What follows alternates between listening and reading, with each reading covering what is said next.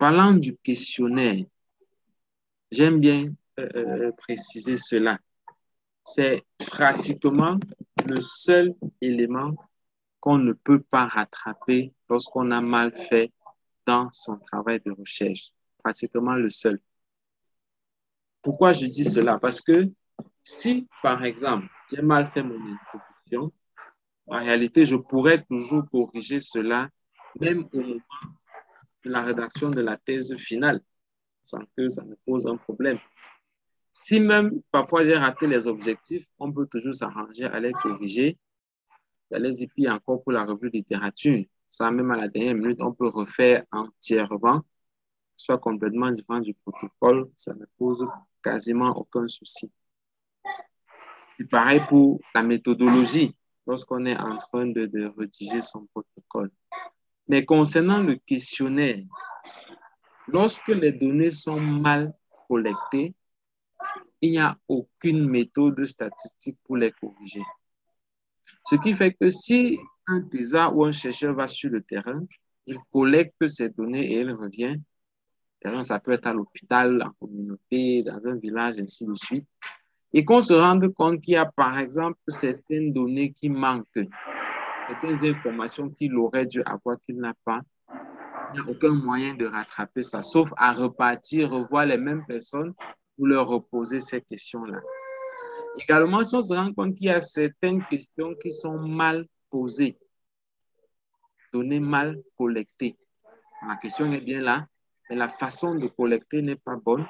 Là aussi, on ne pourra pas rattraper parce qu'on ne pourra pas justement rappeler toutes les personnes qui ont répondu pour reprendre l'information, etc.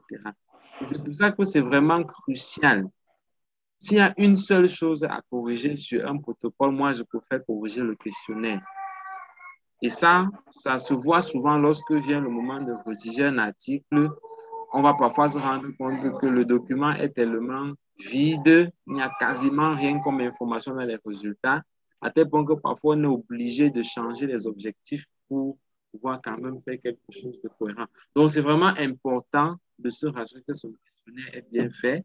Mieux encore, de faire corriger son questionnaire par un statisticien de la santé, par quelqu'un qui a l'habitude de traiter les données de recherche en santé. Ça, c'est crucial.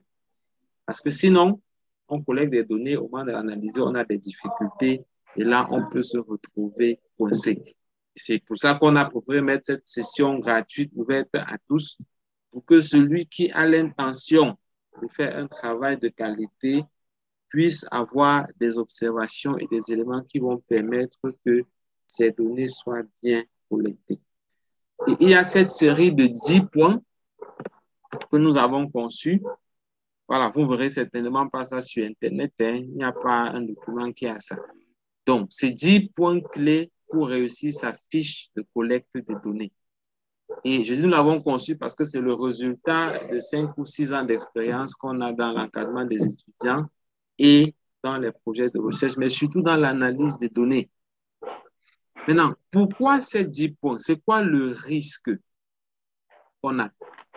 Et je vais présenter ces risques-là pour qu'on ait ça à l'esprit au moment où on va aborder chacun des différents points. Le but de faire un questionnaire de qualité, c'est de permettre que les données soient saisies rapidement et avec le moins d'erreurs possible. Ça, c'est le premier point. Lorsque mes données sont bien faites, lorsque ma fiche est bien conçue, je vais pouvoir saisir mes données après dans un match de saisie rapidement et avec beaucoup plus d'aisance et avec le moins de risques d'erreur possible. On verra des exemples tout à l'heure en expliquant. La deuxième raison pour laquelle il faut une bonne fiche de collecte de données, c'est que je dois pouvoir faire l'analyse statistique de manière à répondre à tous mes objectifs spécifiques. Parce que souvent, il y a certains objectifs qu'on ne peut pas atteindre parce que les données ne sont pas suffisantes, parce qu'il y a des choses qui manquent, etc. Donc, c'est pour pouvoir atteindre mes objectifs spécifiques au moment où je fais l'analyse des données. Et c'est même ça le cœur, j'allais dire, c'est même ça le centre du travail de recherche. le fait de pouvoir atteindre mes objectifs. On fait la recherche pour répondre à ces objectifs. C'est pour ça qu'on a donc développé ces éléments qui vont nous permettre donc d'avoir une fiche de collecte des données, non seulement qui permet de collecter facilement, de saisir facilement des données, de pouvoir faire l'analyse de manière à atteindre mes objectifs spécifiques. Voilà, et d'être sûr que le travail que je fais sera de bonne qualité. On entre donc dans les différents points qui sont présentés là. Premier point, la fiche de collecte des données doit comporter les questions suffisantes et nécessaires. Questions suffisantes et questions nécessaires. On a mis entre parenthèses, il faut utiliser la matrice de dimension, il faut utiliser les études antérieures, utiliser sa propre culture médicale et la logique qu'on a. OK.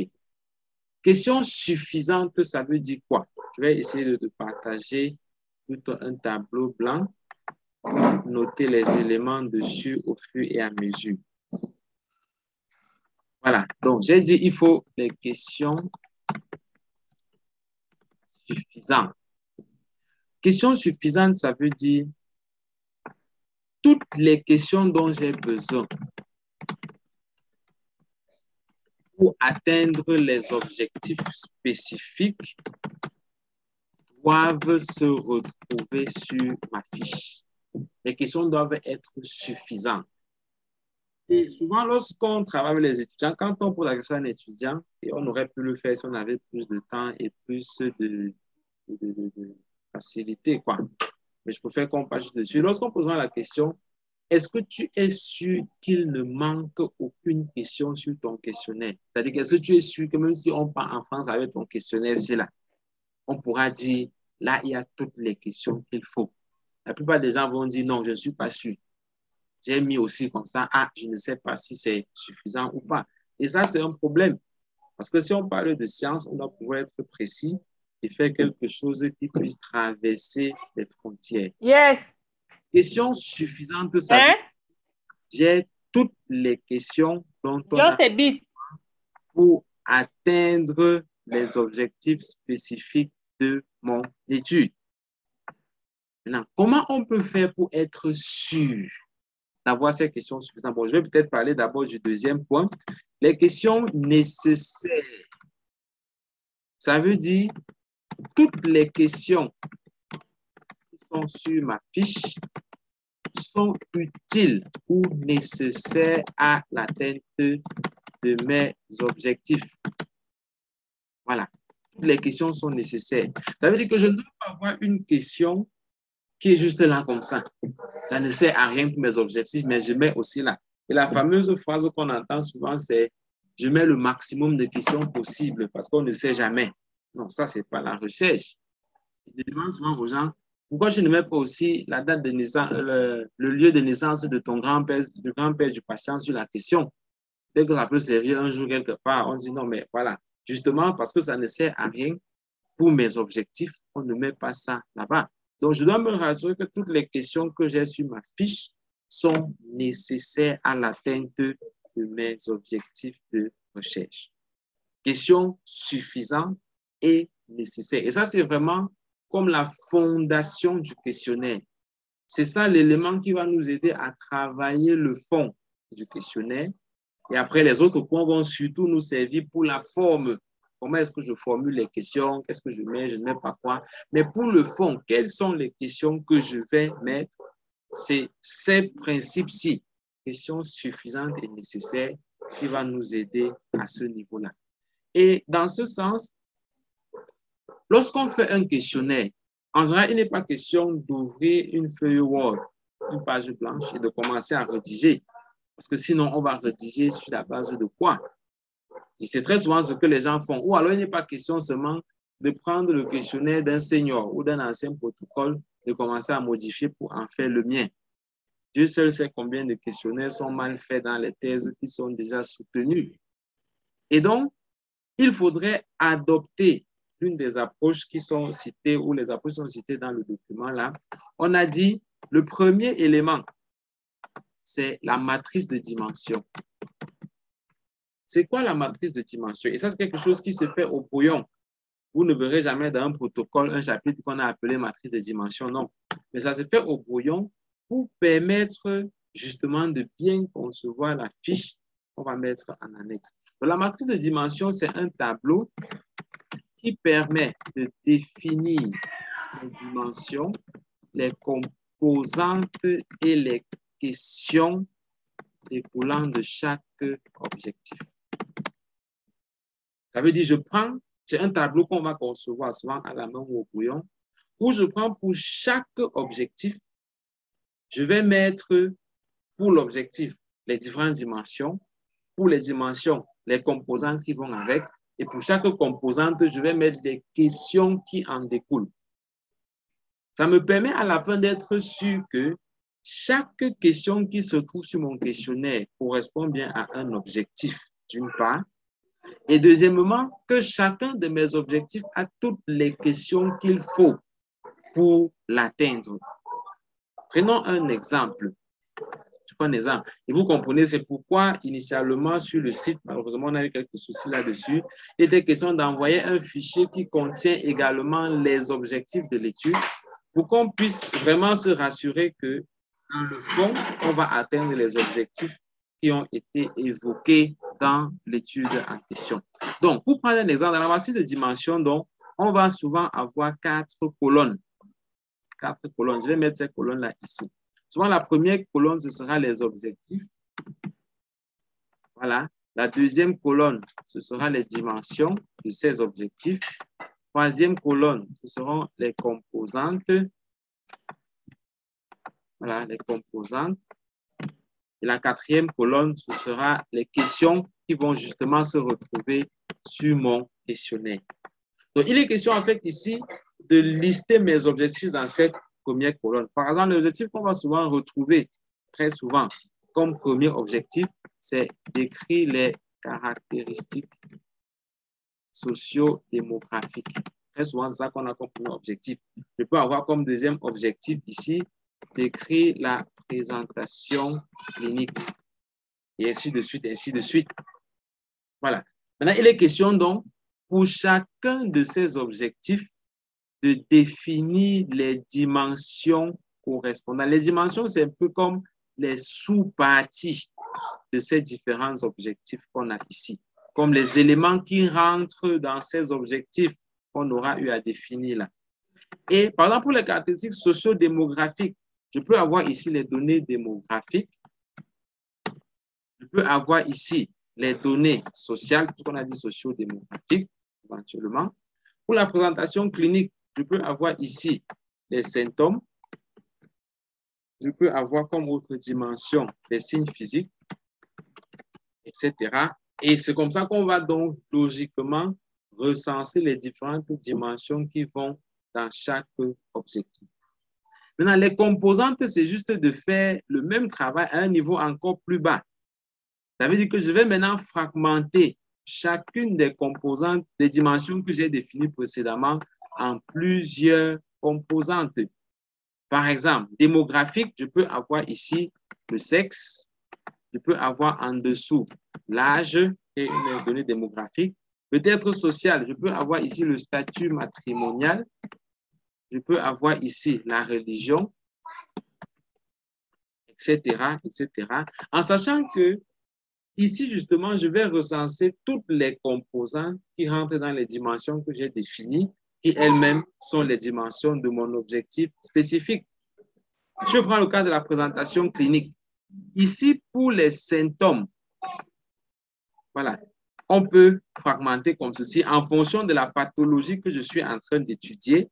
Si on est en train de parler, par exemple, de la grossesse extra-utérine, en termes de symptômes que j'ai dans les composantes, j'aurais par exemple la douleur pelvienne, j'aurais par exemple le saignement, j'aurais par exemple l'aménorrhée, etc. J'aurais donc l'ensemble des symptômes qui sont relatifs à la pathologie que je suis en train de décrire. Et aisément, on voit donc ici, chacun des éléments que j'ai eu à définir là va finalement constituer une question de mon questionnaire. Ça veut dire que je peux aisément maintenant voir que, OK, J'aurai une question qui va parler du sexe, une question qui va parler de l'âge, une question qui va parler du statut matrimonial, ainsi de suite, ainsi de suite. Par exemple, je vais demander ici, quel est votre sexe? Ça, c'est une question qui va avec cette composante-ci. Je vais demander quel est l'âge du patient ou de la personne interrogée, quel est l'âge, ainsi de suite. Et là, ça me permet donc d'avoir ici la liste des questions dont on a besoin pour atteindre les objectifs spécifiques. Et c'est comme ça qu'on va pouvoir avoir sur son questionnaire les questions qui sont suffisantes et nécessaires. J'espère que vous me suivez. J'ai dit, s'il y a des questions, vous les notez juste et on reviendra pour répondre à ces différentes questions à la fin de cette explication des 10 principes. Celui-ci, c'est le plus long, le plus important, mais qui permet vraiment de mettre la fondation. Parce qu'après, je ferai la même chose pour les symptômes ici. Je vais mettre les questions correspondantes à chaque symptôme, signe physique, ainsi de suite. Et je suis certain qu'à la fin, j'ai tout ce qu'il me faut pour atteindre mes objectifs spécifiques. Et on l'a dit, en plus de la matrice de dimension, qui est ce tableau que je viens de schématiser là, il faut également se servir des études antérieures. Lorsque j'ai fini de faire ma matrice de dimension, en général, je vais regarder les études antérieures. Est-ce qu'il y a certaines variables que j'ai collectées ou que je n'ai pas collectées, surtout qu'on retrouve dans les études antérieures? Par exemple, si mon étude, c'est facteur pronostic des grossesses extra-utérines au l'hôpital central de Yaoundé,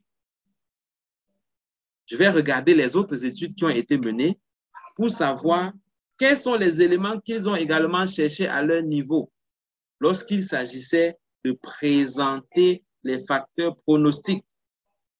Quelles sont les variables qu'ils ont également collectées pour rechercher les facteurs pronostiques de la grossesse extra-utérine. Et souvent, dans la partie résultat, on va voir les différents éléments qu'ils ont collectés. Je vais me rendre compte peut-être que il y a une étude où, parmi les facteurs pronostiques, on a regardé, par exemple, l'indice de masse corporelle et que je n'avais pas ça dans mon étude.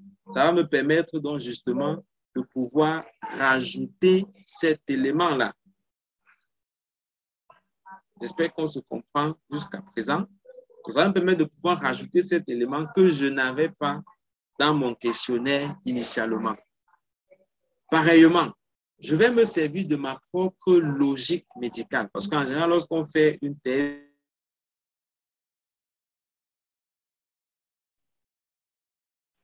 désolé, j'ai été interrompu par un petit souci là. Je crois qu'on va continuer. Je ne peux rien sur mon tableau, mais ce n'est pas grave. Voilà. Donc, je disais, je vais me servir également de ma propre logique médicale. Souvent, on a eu à mener des travaux de recherche, voilà. Et à partir, je veux dire, à travailler, faire des stages et tout le reste.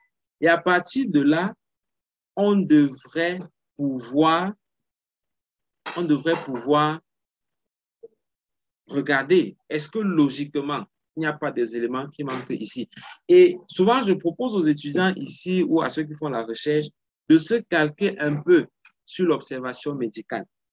Parce que la plupart des choses qu'on demande dans l'observation médicale, des choses qui sont utiles pour comprendre les dimensions qu'on va avoir dans la recherche. Par exemple, j'ai dit facteur pronostic des grossesses extra-utérines dans un hôpital. Très souvent, j'aurais besoin, en recherchant ces facteurs, d'avoir les caractéristiques des patients telles qu'on collecte dans l'observation médicale en gynécologie. J'aurais besoin d'avoir les données sur les antécédents tels que c'est fait en gynécologie. J'aurais besoin d'avoir le suivi de la grossesse, par exemple, parce que si on le collecte en gynéco, c'est parce que ça peut avoir un intérêt pour le devenir de la grossesse ou pour des choses comme ça. Donc, souvent, en se basant sur l'observation médicale, ça nous permet de compléter la matrice de dimension qu'on a eu à faire précédemment. Et c'est tout ça qui va nous permettre donc finalement d'avoir un questionnaire avec des questions suffisantes et nécessaires. OK, ça veut dire quoi? Pour ceux qui ont envoyé le questionnaire, peut-être qu'il y en a qui n'ont jamais entendu parler de ce dont je parle là et qui se sont battus comme ils ont pu avec les questionnaires des seniors et tout le reste, ce n'est pas grave. Je pense qu'après, vous pourrez davantage regarder cette vidéo, écouter, faire l'exercice de concevoir une matrice de dimension pour davantage recadrer votre questionnaire et vous rassurer que pour chaque objectif, j'ai les questions qui vont m'aider à l'atteindre et qu'il n'y a pas quelque chose qui manque pour cela. OK. Maintenant, on va passer au deuxième point. Les variables quantitatives doivent être en question et les variables qualitatives en question fermées ou semi-ouvertes. Quantitative, question ouverte.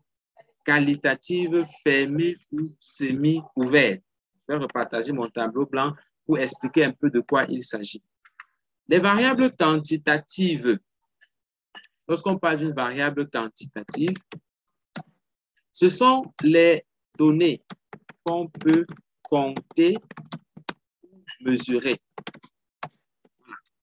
Par exemple, l'âge du patient, la pression artérielle systolique, le taux de calcium,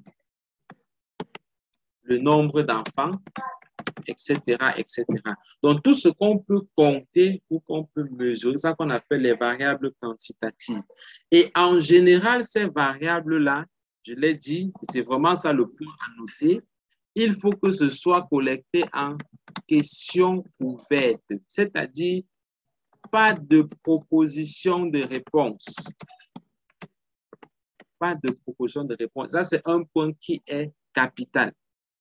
Ça veut dire quoi? Par exemple, en gynécologie, on a souvent la variable parité. Voilà, parité, qui est en fait le nombre d'enfants nés à terme ou le nombre d'enfants nés globalement. Il y a des classifications admises en gynéco. On a les nullipares, on a les possipares, les multipares, les grandes multipares. Si, pendant que je collecte mes données, je mets la parité directement avec ces propositions, ça va me poser un souci au moment de l'analyse statistique. C'est pour ça que le principe est de dire, si j'ai la parité à collecter, je laisse ça en question ouverte. Ça veut dire, sur mon questionnaire, j'écris parité. 2 points, je laisse un espace à remplir. Pour que la personne qui va, enfin, quand je vais collecter les données, que je puisse mettre la valeur exacte de chaque personne. Si j'ai le taux de calcémie à mesurer ou à collecter comme variable, le taux de calcium ou calcémie, c'est une variable quantitative. Je ne dois pas ici mettre taux de calcium et puis je mets hypocalcémie ou je mets normal ou je mets hypercalcémie. Non, ce n'est vraiment pas ça l'approche à avoir. Non, ce n'est pas ceci. Mais ce que je dois faire plutôt, c'est mettre taux de calcium et laisser en question ouverte. Et ça, c'est valable pour toutes les variables. Ça veut dire que quand j'ai fini ma matrice de dimension et que j'ai toutes les questions que j'ai à poser, je vais passer maintenant par chacune des questions pour voir. Est-ce que c'est une variable quantitative ou qualitative? Parce que si elle est quantitative, je la laisse en question ouverte. Si elle est qualitative, je vais la mettre en question fermée. Donc, pour les variables qualitatives, on a exactement le contraire de ceci. Lorsque c'est des variables qualitatives, il faut les garder en question fermée ou semi-ouverte, on l'a dit. Donc, question fermée, c'est-à-dire les propositions de réponse. Question avec proposition de réponse. Question fermée ou semi-ouverte. Les variables qualitatives, c'est qu'on ne peut ni compter ni mesurer. C'est par exemple le sexe, la profession, le statut matrimonial, le diagnostic final, etc., etc. Donc, il est question ici, en fait, pour ces variables qui sont qualitatives, de toujours mettre les propositions de réponse. Je ne dois jamais avoir une variable, par exemple, profession, et on laisse en question ouverte. Et ça, c'est vraiment quelque chose qui est extrêmement fréquent. Extrêmement fréquent. Lorsqu'on corrige les protocoles, on se rend compte qu'il y a beaucoup de personnes qui ont fait ce genre d'erreur. Donc, profession, question ouverte, ce n'est vraiment pas la chose à faire. En général, il faut plutôt mettre les propositions de réponse pour chacune des variables. Par exemple, je peux mettre ici sexe. Je vais mettre les propositions qu'on a masculin, féminin. On verra tout à l'heure qu'il faut le faire ici de suite. Mais le principe ici, c'est de dire Quand j'ai une variable qualitative, je dois toujours avoir les propositions de réponse. Maintenant, la question qu'on pose très souvent, c'est et si la proposition n'est pas, la liste n'est pas exhaustive? Parce que si on dit par exemple profession, il y a peut-être 500 000 professions sur la Terre. En général, quand la liste n'est pas exhaustive, c'est là qu'on a la deuxième option. Je vais mettre les propositions les plus fréquentes, celles que je m'attends le plus à trouver, et compléter avec l'option autre à préciser. Donc, si par exemple, je travaille sur les plaies de la main, comme l'étudiant avec qui on a discuté tout à l'heure, et que j'ai profession comme variable à collecter, je vais mettre d'abord les professions où on est le plus à risque d'avoir une plaie de la main. Par exemple, je peux mettre ici manœuvre d'usine, je peux mettre cultivateur, je peux mettre par exemple cuisinier, et puis je mets autre avec un espace où on va préciser l'option autre. Autre à préciser. Ça veut dire qu'on peut avoir des professions que celle-ci, mais là, ça va rentrer dans autre, sachant que j'aurais quand même déjà regroupé les propositions qui sont les plus importantes pour moi. Donc, voilà le principe. Variable quantitative, toujours mettre en question ouverte. Variable qualitative, toujours mettre en question fermée. Le problème ici, c'est quoi? Lorsque je mets une variable qualitative en question ouverte, en général, au moment de la saisie des données, ça va me prendre beaucoup plus de temps. Par exemple, si pour profession, j'ai mis une question ouverte et qu'il me faut saisir manœuvre d'usine, je crois que c'est au moins sur une quinzaine ou vingtaine de lettres que j'aurai à appuyer. Et si on a 200 questionnaires, si je fais 20 fois 200, ça me fait au moins 4000 lettres que j'aurai à saisir pour juste la variable profession. Alors qu'en regroupant, comme on a eu à le faire ainsi, on va le voir tout à l'heure, et en les numérotant, pour chaque réponse, j'aurai juste un numéro à entrer. 1 pour manœuvre d'usine, 2 pour cultivateur, 3 pour cuisinier. Et au lieu de saisir une quinzaine, une vingtaine de lettres, j'ai un seul caractère à saisir, ça me fait gagner en temps. Sans compter que lorsque c'est des questions ouvertes, si je saisis la réponse en changeant l'orthographe, tel cultivateur avec R et cultivateur sans R, juste parce que je suis pressé, la machine considère que c'est deux réponses différentes. Et là, c'est encore plus compliqué après pour regrouper tous ces éléments-là. Et pour les variables quantitatives, lorsqu'on les met en catégorie, à la fin, on ne pourra pas calculer la moyenne, par exemple, ce qui est pourtant un élément capital lorsqu'il s'agit de présenter les résultats sur une variable quantitative. Et c'est ça le deuxième point. Donc, qui nous dit, et je reviens sur le premier écran projeté là, c'est ça le deuxième point qui nous dit, pour les variables quantitatives, il faut que ce soit des questions ouvertes, pour les variables qualitatives, que ce soit des questions fermées ou semi-ouvertes quand la liste n'est pas exhaustive. Donc là, je vais mettre autre à préciser. Le troisième point, on dit qu'il faut toujours coder ou numéroter les modalités de réponse. C'est vraiment numéroter. Ce n'est pas de mettre les puces ou les lettres ou des cases à cocher, non. Rien de tout ça. C'est vraiment de numéroter les modalités de réponse. Comme l'exemple qu'on a là, 1 pour oui, 2 pour non et 3 pour inconnu. Pourquoi c'est important de numéroter? Parce que ce sont ces numéros qu'on va utiliser pour concevoir le masque de saisie et pour entrer les données. Je reviens sur l'exemple que j'ai présenté tout à l'heure là. Lorsque j'ai masculin, féminin, en réalité, ce que je vais faire, c'est mettre 1 pour masculin et mettre 2 pour féminin, par exemple, avec ici un champ de réponse qu'on va remplir. Ça fait que pendant que je collecte mes données, si j'ai quelqu'un qui est de sexe masculin, j'écris juste 1 ici. Et au moment où je vais entrer les données, c'est le chiffre 1 que je vais appuyer. La machine saura que c'est masculin. Ou c'est le chiffre 2, la machine saura que c'est féminin. Les mauvaises façons de faire, c'est par exemple de mettre les puces, donc de mettre une étoile là, ou de mettre des lettres. C'est-à-dire, je mets ici A pour cultivateur. Parce que lorsque je mets des lettres, il faudra saisir avec les lettres. Et en matière d'analyse des données, c'est très compliqué de traiter les variables alphabétiques. On verra ça dans le masque de saisie. Ou quand je mets les puces, on ne peut pas saisir avec les puces. Celui qui fait masque sera obligé d'attribuer des codes lui-même. Et ça va un peu s'éloigner de ce que j'ai eu pendant ma collecte des données. Lorsque je mets des cases à cocher, c'est pareil. on ne va pas faire masque avec les cases à coucher, mais il faut bien numéroter les modalités de réponse pour qu'on puisse utiliser ces numéros-là au moment de la saisie des données. Là, c'est le troisième point. Le quatrième point, il faut toujours prévoir les non-réponses autant que c'est possible qu'il n'y ait pas de réponse pour un participant. Les non-réponses, c'est les réponses du genre inconnu ou je ne sais pas. La base de ce point, c'est de dire l'absence de réponse n'est pas une réponse négative. Ça veut dire ce n'est pas parce que quelqu'un ne connaît pas que ça veut dire qu'il n'a pas. Et on voit très souvent ça lorsqu'il s'agit de collecter les données sur les antécédents.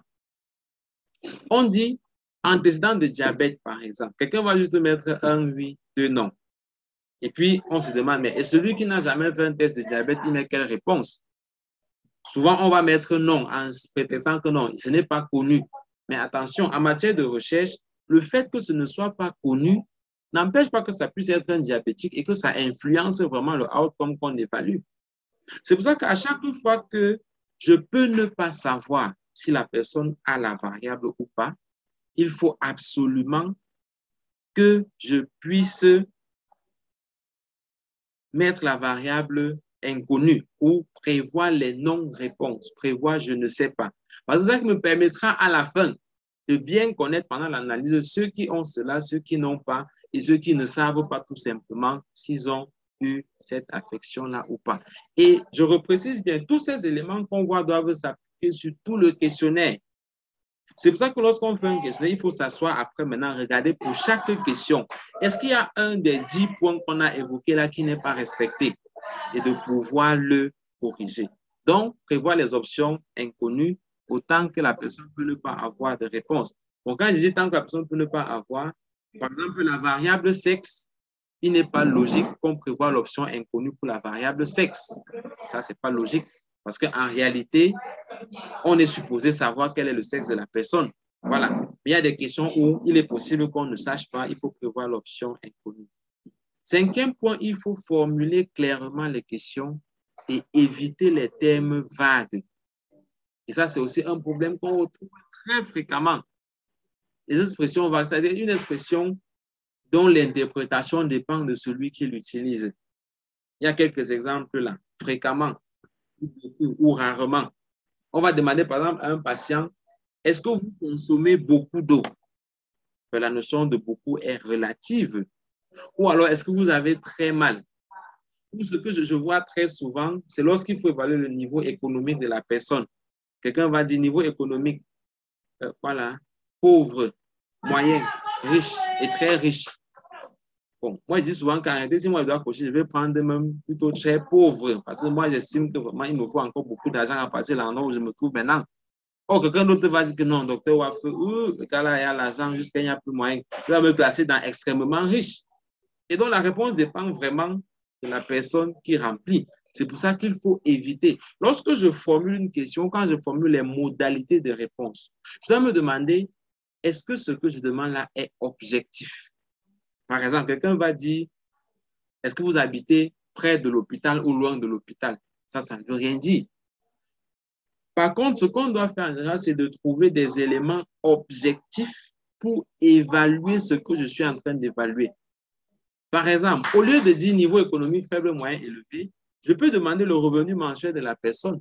Ou mieux encore, je peux utiliser, il y a des questionnaires qui sont conçus pour évaluer le niveau économique.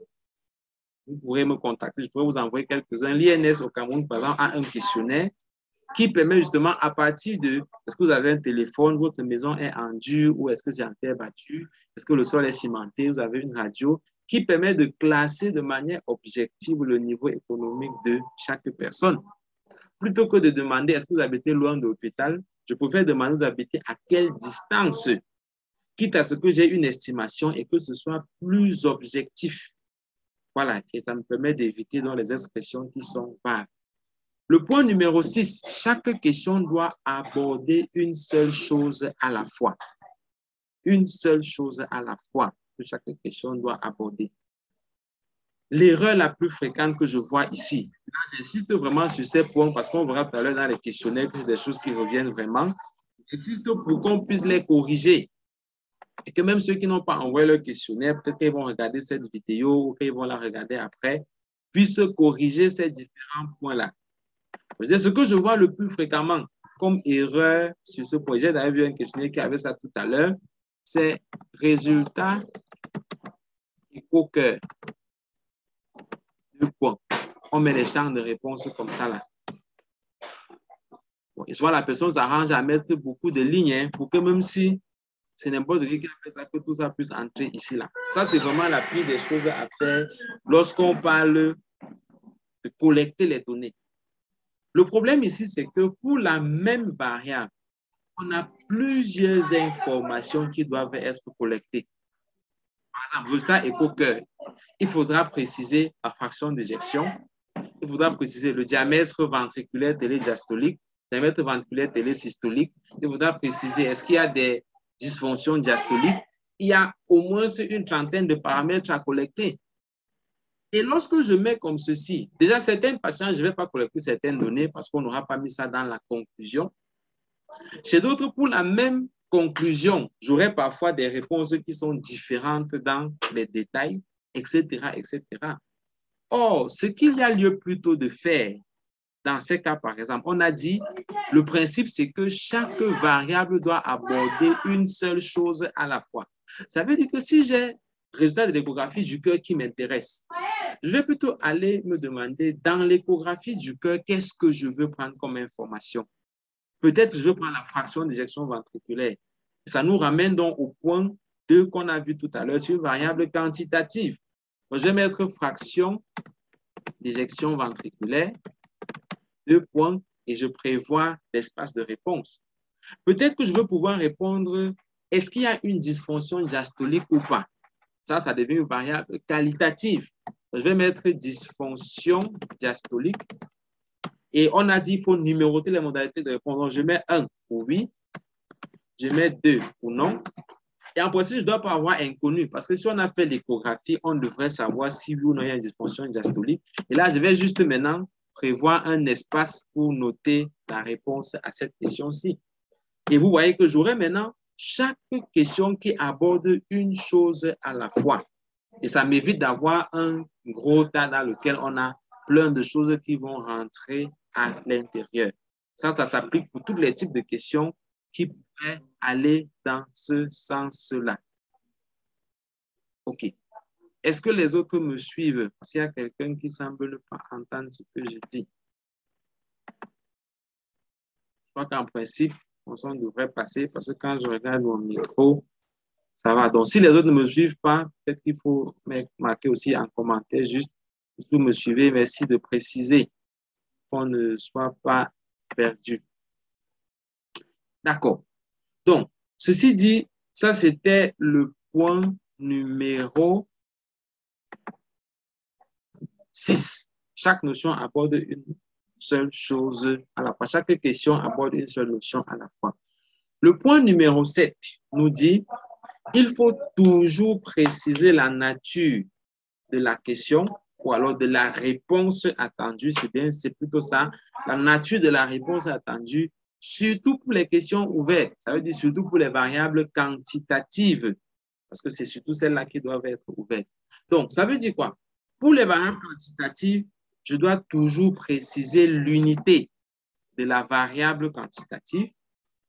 Et pour les variables qualitatives, il est question d'être juste précis dans ma façon de formuler les questions. Tout à l'heure, j'ai parlé par exemple de la calcémie.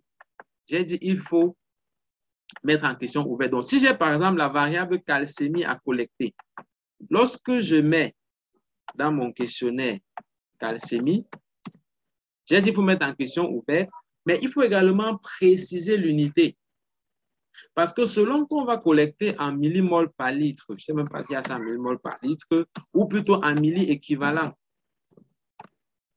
par litre, la valeur risque d'être différente. Si par exemple, je veux collecter la variable durée d'hospitalisation, c'est une variable quantitative, donc c'est une question ouverte, je dois préciser l'unité. Je veux la durée en quoi? Est-ce que je veux ça en jours, en semaines, en mois, ainsi de suite? Parce que quand je ne mets pas l'unité, au moment de la collecte des données, on peut juste remplir selon ce qu'on a dans le dossier. Bon, on a dit calcémie, moi j'ai vu 12,5. Je mets seulement. Mais peut-être que pour un patient, c'était un millimol par litre parce que c'est ça que le labo utilise. Et un autre labo a utilisé les milliéquivalents. Or, quand je précise l'unité, j'oblige la personne qui va collecter les données à convertir dans cette unité pour avoir la même réponse chez tout le monde. Ou quand je dis durée d'hospitalisation, si on met par exemple juste ouvert comme ça, sans poser l'unité, quand ce sera 2 semaines, quelqu'un va écrire 2. Ce sera 2 jours, il va aussi écrire 2. Et au moment de l'analyse des données, je vais juste calculer une moyenne. Et du coup, ceux qui ont fait 2 jours seront considérés comme ceux qui ont fait 2 semaines.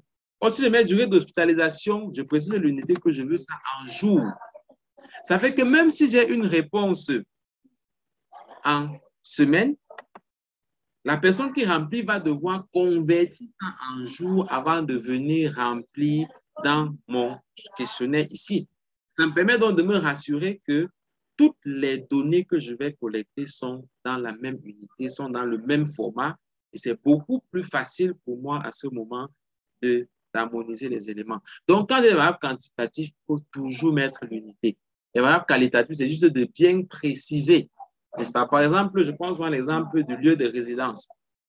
Au lieu de demander à quelqu'un quel est votre lieu de résidence, dans le lieu, on peut mettre la ville, on peut mettre le pays, on peut mettre la région. L'un va dire j'habite au Cameroun, parce que peut-être avant il vivait en France. Un autre va dire non, je vis à Yaoundé, parce que peut-être avant il vivait dans une autre ville. Un autre va dire je vis à Mélène ou je vis à Siméon, ainsi de suite. Et pour la même variable, j'ai des réponses différentes. Or, si j'avais plutôt posé la question, quelle est votre ville de résidence? Là, j'ai donné la nature de la réponse que je veux. Je veux une ville. Je ne veux pas un pays ou un quartier. Voilà, tout le monde va me répondre donc en fonction de la ville parce que j'ai été précis dans la nature des réponses que je veux avoir. Et c'est ça le point numéro 7, toujours préciser la nature des réponses. Maintenant, le point numéro 8, c'est assez facile. Éviter soi-même de faire les calculs. Ça, c'est surtout au moment de la collecte des données. En général, ce n'est pas utile que je fasse le calcul moi-même pendant que je collecte mes données. Parce qu'il y a certaines variables qui sont issues d'un calcul, comme l'indice de masse corporelle, par exemple. Il vaut mieux juste collecter les éléments qui vont servir à faire ce calcul. Et lorsqu'on conçoit le masque de saisie, on va intégrer la formule pour que le logiciel puisse calculer automatiquement. Pourquoi c'est important de faire ça? Premièrement, ça nous fait gagner en temps. Parce que s'il faut tout le temps faire le calcul, ça me fait perdre du temps. Deuxièmement, ça me fait avoir des résultats plus fiables. Parce que lorsque je fais le calcul ailleurs et que je dois reporter le résultat, je peux facilement confondre une virgule, confondre un chiffre, ainsi de suite. Or, lorsque c'est le logiciel qui calcule, c'est vraiment comme une calculatrice, il n'y a pas de risque d'avoir la mauvaise réponse. Et ça, c'est valable pour tous les calculs qu'on peut avoir, quelle que soit la complexité. Et je vous prends un exemple. Lorsqu'on veut évaluer l'hypertension artérielle chez l'enfant, il y a des ABAC américaines, il y a les courbes françaises des ABAC américaines qui permettent de savoir si l'enfant est hypertendu ou pas. Et ces résultats des ABAC sont issus des formules mathématiques suffisamment longues qui tiennent sur 2 lignes pratiquement, où on a les racines carrées, les exponentielles, on a la fonction normale de la loi normale et tout ça là. Même ça, on a pu mettre un masque de saisie. Tel que lorsque je prends un enfant, je donne son âge, je donne son sexe, je donne la pression systolique, la pression diastolique directement, et souvent on met aussi la taille, je pense. La machine me donne directement est-ce qu'il est hypertendu ou pas. Donc, je n'ai plus besoin forcément de reprendre la BAC moi-même, de vérifier est-ce qu'il est classé ici ou pas, etc. Donc, même si j'ai le débit de filtration glomérular à calculer ou je ne sais pas trop quoi, la calcémie corrigée ou d'autres choses comme ça, ce n'est pas utile de faire le calcul soi-même.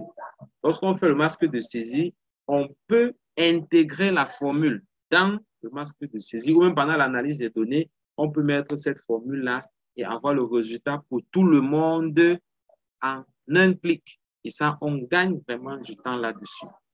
Très bien. Le point numéro 9, et là, il nous reste juste 2 points pour finir. Et ça, c'est un point sur lequel j'aime souvent m'amuser en disant aux étudiants, même comme je vous explique ça, je parie qu'il y a les gens qui vont rater. Non, docteur, non, vraiment, non, moi, je vais... OK. On verra tout à l'heure ensemble sur les questionnaires. En général, c'est un point sur lequel beaucoup de personnes vont se tromper. et il y aura des conséquences directes lors de la saisie des données, parce qu'on est souvent coincé. Et si on ne corrige pas ça là-bas et qu'on arrive à l'analyse, souvent on ne peut même plus corriger à ce niveau. Le principe dit quoi? Lorsque les modalités de réponse ne sont pas mutuellement exclusives, chaque modalité doit être convertie en une question binaire, oui ou non. Lorsque les modalités ne sont pas mutuellement exclusives, je dois convertir chaque modalité en une question binaire, c'est-à-dire oui ou non. OK, voici le principe. Mutuellement exclusive veut dire la même personne ne peut pas avoir plusieurs réponses. C'est ça, mutuellement exclusive. Par exemple, quand je prends la variable sexe, j'ai les réponses 1 masculin, 2 féminin, avec un champ de réponse où on va noter cette réponse-là. Je suis sûr que à partir d'ici, la même personne ne peut pas dire masculin et féminin. Donc, les réponses sont mutuellement exclusives. Soit on prendra une, soit on prendra l'autre. On ne prendra jamais les deux réponses. Tout à l'heure, j'ai pris l'exemple des facteurs, non, des symptômes de la grossesse extra-utérine. Voilà. Si je mets signe fonctionnel pour la grossesse extra-utérine, et ici je mets 1, douleur pelvienne, 2, saignement, 3, aménorrhée, par exemple, et 4 autres à préciser là, avec un champ de réponse où on va noter la modalité de réponse ici. Le problème avec ceci, c'est que les réponses ne sont pas mutuellement exclusives. Ça veut dire que la même patiente peut avoir douleur et saignement. Et si je veux remplir la réponse telle que c'est prévu là, ce ne sera pas possible dans un masque de saisie normal.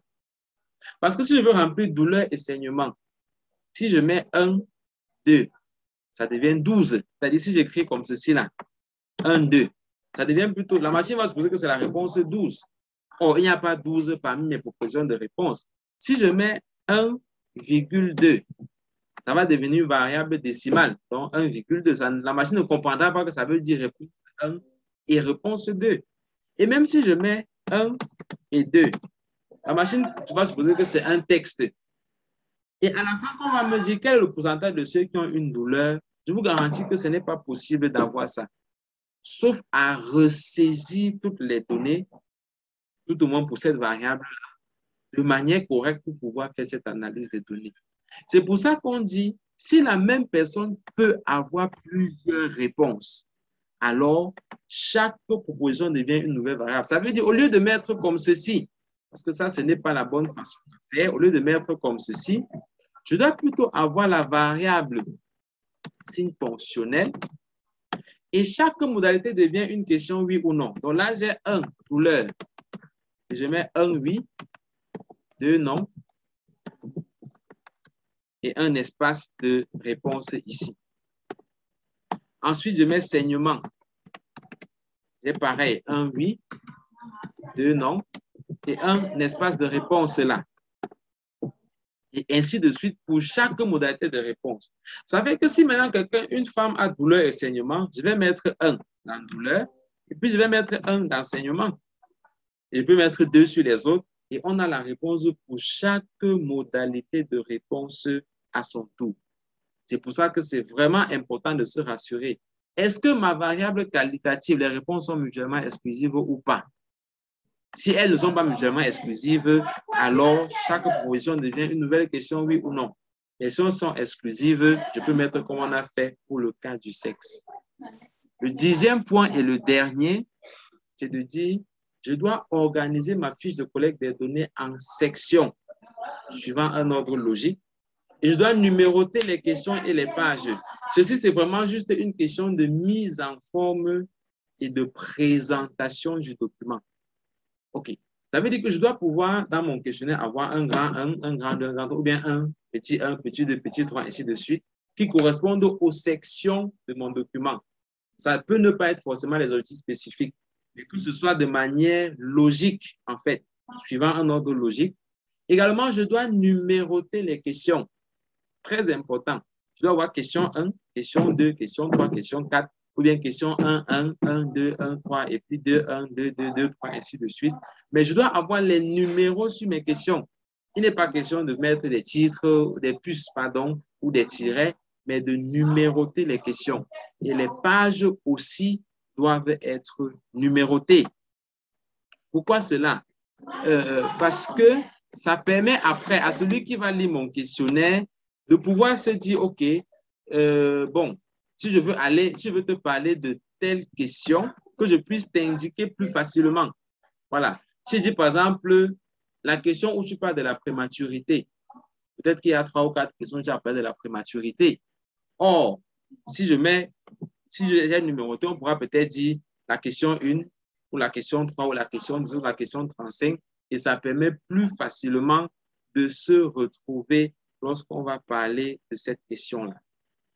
OK. Ceci étant dit, donc, je vais, pour terminer, montrer un exemple de questionnaire qui respecte à peu près ces principes qu'on a eu à évoquer là. Voilà, juste pour que vous puissiez voir un peu à quoi ça ressemble et qu'on puisse être vraiment concret. Après ça, on va répondre aux questions s'il y en a et on va terminer donc avec la correction des questionnaires que nous avons vus. Et en principe, avec tout ce qu'on a déjà dit là, ça devrait être un peu plus facile. Je crois qu'il y a beaucoup qui voient déjà quelles sont les questions qu'ils n'ont pas bien fait, pas bien formulées, ainsi de suite. Ça va nous permettre donc d'aller un peu plus rapidement. OK. Donc, là, j'ai un modèle de questionnaire que je partage sur l'écran. Vous devriez voir normalement. Voilà. Vous verrez que ici, bon, je ne sais même plus d'où ça vient, mais c'est un questionnaire qu'on a dû concevoir pour une activité ou une autre là. J'ai fiche technique qui est là. Voilà. Déjà, en principe, les questions sont numérotées à partir de la section 1. Là. Les questions qu'il y a en antenne ne sont pas numérotées parce que ce n'est pas dans une section proprement dite. C'est un peu comme le chapeau. Là, on a date du jour, une variable quantitative, donc c'est question ouverte. On a précisé le format à côté. Je veux ça en jour, mois et année. Okay. Le code de la fiche sera unique, c'est pour ça qu'on ne peut pas le codifier. Dans le lieu de recrutement, on a ici le recrutement dans le service ORL. Pardon. Et comme on ne peut pas prendre le même patient dans plusieurs services à la fois, c'est pour ça qu'ici, on a 1, 2, 3, 4 jusqu'à 8 avec un champ de réponse pour noter la réponse à cette question. Certains patients étaient dans les services d'ANAPAT, on a les sigles des services, d'autres dans les services de radio et chimiothérapie. Après, maintenant, on a les sections. Comme je disais, il faut que ce soit organisé en sections. Section 1, données socio-démographiques. Section 2, données cliniques et paracliniques. Et ainsi de suite, on aura les différentes sections dont on a besoin. Et dans chaque section, les questions sont numérotées. J'ai S1, Q1, S1, Q2, S1, Q3, ainsi de suite. Après, j'ai S2, Q1, S2, Q2, S2, Q3, ainsi de suite, jusqu'à la fin du questionnaire. C'est ça le point, les questions doivent être numérotées. Maintenant, si on prend la variable âge, vous voyez que c'est une variable quantitative, on a bien précisé l'unité âge en année. Donc, je ne veux pas l'âge en jour ou en mois ou en semaine, on doit mettre la réponse dans ce champ devant. La variable sexe, c'est une variable qualitative. Donc, je mets les modalités de réponse et je numérote ces modalités de réponse-là. 1 pour masculin, 2 pour féminin, et j'ai le champ de réponse à côté. Pareil pour profession, vous voyez qu'il y a bien des modalités de réponse là, parce que c'est élèves, étudiants, privés, publics, ainsi de suite. Niveau d'études, pareil. Région de résidence, ce n'est pas seulement un lieu de résidence, mais je veux connaître la région où la personne habite.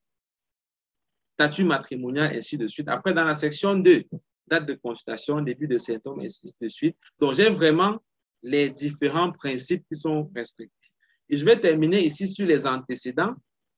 On voit bien qu'on aurait pu mettre 1, HTA, 2, HIV, 3, diabète, 4, tabac, ainsi de suite. Mais ici, on a préféré ramener chaque modalité de réponse en une autre question. 1, autre cancer, 1, oui, 2, non. 2, HIV, 1, oui, 2, non. 3, HTA, 1, oui, 2, non. 4, ainsi de suite, 1, oui, 2, non. Jusqu'à autre à préciser. C'est pareil pour les symptômes, adénopathie, hypoacousie, otalgie, autorée. On a à chaque fois 1, oui, 2, non. Et les questions sont numérotées. Et ce questionnaire, en réalité, a été fait à partir de la matrice de dimension de cette étude-ci. Dans le bilan biologique, par exemple, vous voyez qu'on a anticorps anti-EBV. J'ai 1, oui, 2, non. Si oui, j'ai la valeur avec l'unité. Je n'ai pas les catégories. C'est une variable quantitative, il faut avoir les valeurs. Pareil, NFS, 1, 8, 2, non. Si oui, taux d'hémoglobine. Je ne mets pas seulement NFS et je mets la valeur. Je mets un champ ouvert pour qu'on remplisse ce qu'on veut à l'intérieur. Mais pour cette étude, ce qui intéressait la personne, c'est le taux d'hémoglobine. Voilà. Donc, c'est globalement comme ça qu'un questionnaire doit être conçu, doit être présenté pour être sûr qu'on puisse atteindre les objectifs de son étude. Très bien. Je crois que j'ai fini.